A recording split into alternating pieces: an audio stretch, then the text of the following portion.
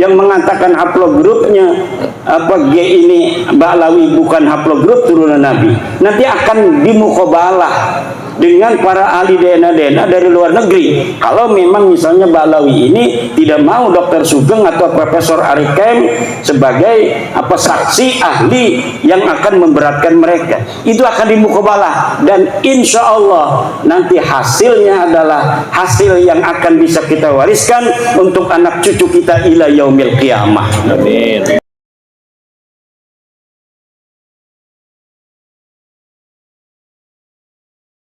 Nah, tentang nasab Wali Songo kenapa berpindah-pindah?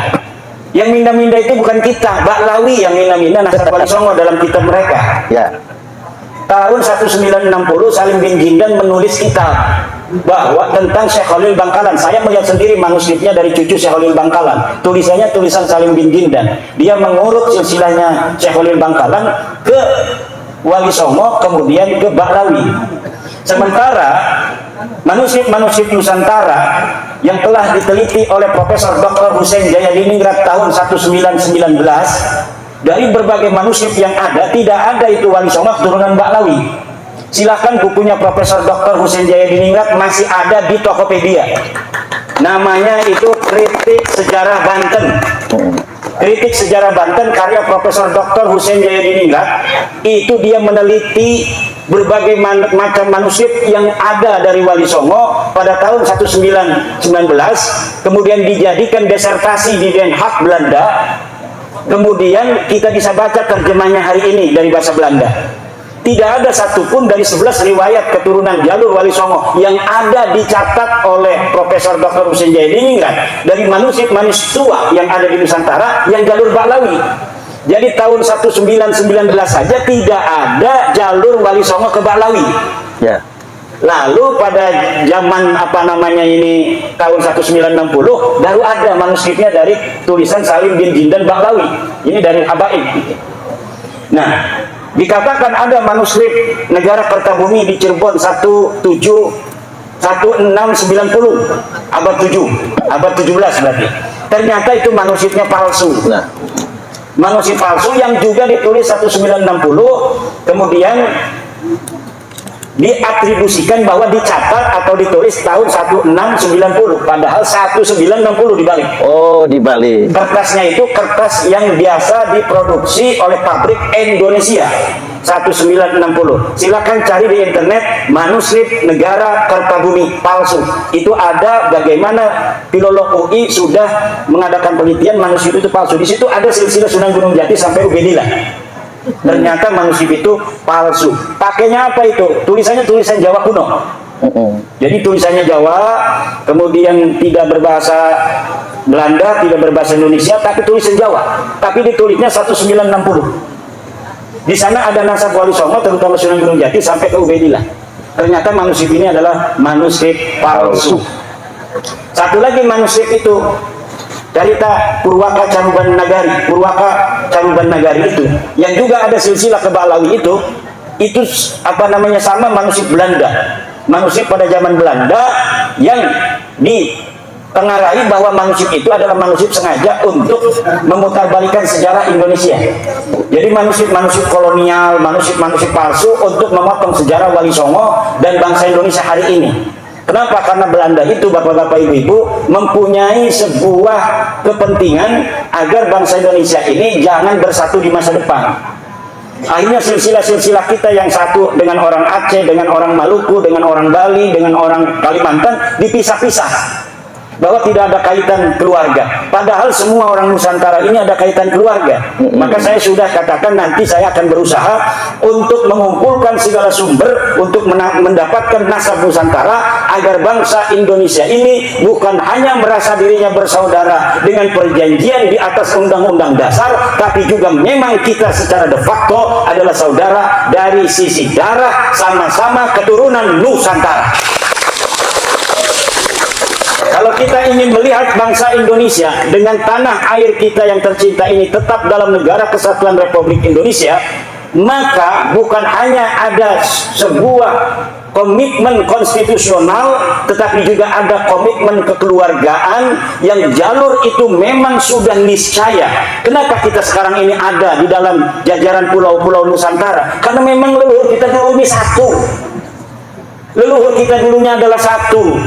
Dan kemudian dipisah-pisah oleh sejarah-sejarah bohong Belanda. Akhirnya seakan-akan orang Medan tidak ada kaitan dengan orang Lampung tidak ada kaitan dengan orang Banten tidak ada kaitan dengan orang Aceh dan lain sebagainya. Padahal semuanya bangsa Indonesia ini mempunyai leluhur yang sama di masa lalu, kakek bersama, entah itu 1000 tahun yang lalu, entah 2000 tahun yang lalu, entah 10.000 tahun yang lalu. Nilai-nilai persaudaraan yang hari ini bisa dilihat dari haplogrup O, yang merupakan jalur lurus laki-laki Indonesia, Malaysia, Thailand, itu nanti secara ilmu DNA akan dicari family matchingnya, secara ilmu nasab juga akan dicari family matchingnya. Kita ini sampai mana nasabnya? Agar kita ini, jati diri kita sebagai bangsa Indonesia tidak bisa lagi diutak-atik oleh orang asing. Akhirnya nilai-nilai persatuan kita untuk bersatu, betul-betul kita akan menjaga tanah air ini dengan segenap kemampuan yang kita punya untuk menjaga warisan tanah leluhur kita, yaitu tanah Nusantara ini. Kemudian menyikapi kiai-kiai yang masih terus berhusnudon. Bagaimana menyikapi kiai-kiai masih husnudon? Ya, husnudon itu sudah saya katakan, la ibrata bidzannil bayyin khata'u, tidak boleh dijadikan pegangan husnudon kalau sesuatu itu sudah nyata salah. Dorakah hukumnya kita berhusnudon kepada sesuatu yang jelas salah? Kalau dipaksa oleh ketua PWI Lampung, Ketua PWI Lampung Selatan, gula itu asin, jangan mau. Wong kita sudah merasakan gula itu manis kok. Kiai Parman memaksa kita ngomong gula itu asin, nggak bisa.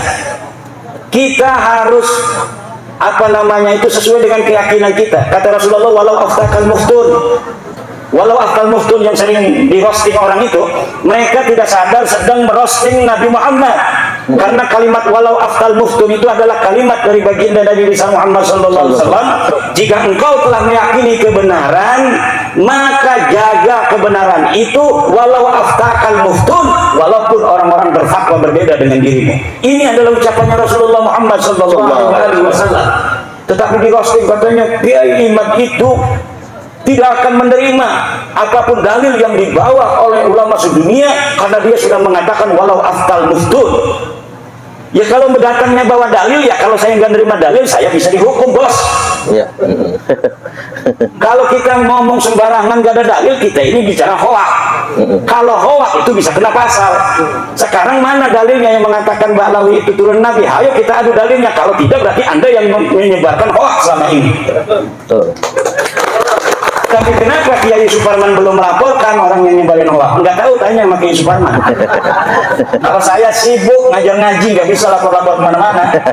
Kalau di somasi numpuk saya banyak itu somasi. Saya biarkan aja, kapan mereka mau melaporkan, ayo kita diskusi di pengadilan. Betul.